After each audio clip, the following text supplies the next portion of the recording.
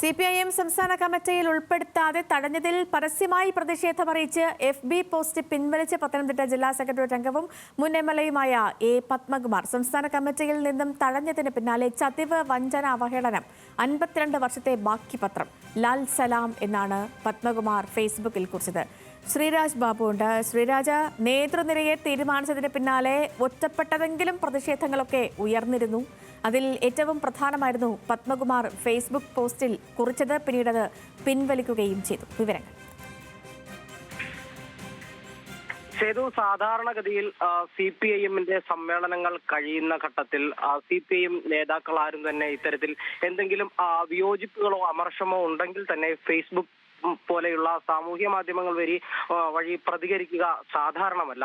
പക്ഷേ ഇപ്പോൾ CPIM-ന്റെ പത്തനംതിട്ടയിലെ മുതിർന്ന നേതാവും CPIM ജില്ലാ സെക്രട്ടേറിയറ്റ് മെമ്പറുമായ A. പത്മകുമാർ അദ്ദേഹം പരസ്യമായി ഫേസ്ബുക്കിലൂടെ അദ്ദേഹത്തിന്റെ വിയോജിപ്പ് രേഖപ്പെടുത്തുകയായിരുന്നു. എന്നാൽ പിന്നീട് അത് പിൻവലിക്കുകയും ചെയ്തു. ചതിവ്, വഞ്ചന, അവഹേളനം 52 വർഷത്തെ ബാക്കി പത്രം ലാൽ സലാം, ഇങ്ങനെയായിരുന്നു പത്മകുമാർ ഫേസ്ബുക്കിൽ കുറിച്ചത്. നമുക്കറിയാം, ജില്ലയിലെ പ്രധാനപ്പെട്ട ജില്ലാ സെക്രട്ടേറിയറ്റ് മെമ്പർ, സ്വാഭാവികമായും അദ്ദേഹം സംസ്ഥാന കമ്മിറ്റിയിലേക്ക് വരുമെന്ന് പ്രതീക്ഷിച്ചിരുന്നു. എന്നാൽ അദ്ദേഹത്തെ സംസ്ഥാന കമ്മിറ്റിയിൽ ഉൾപ്പെടുത്തിയില്ല. വീണ ജോർജിനെ പ്രത്യേക ക്ഷണിതാവാക്കുകയും ചെയ്തു.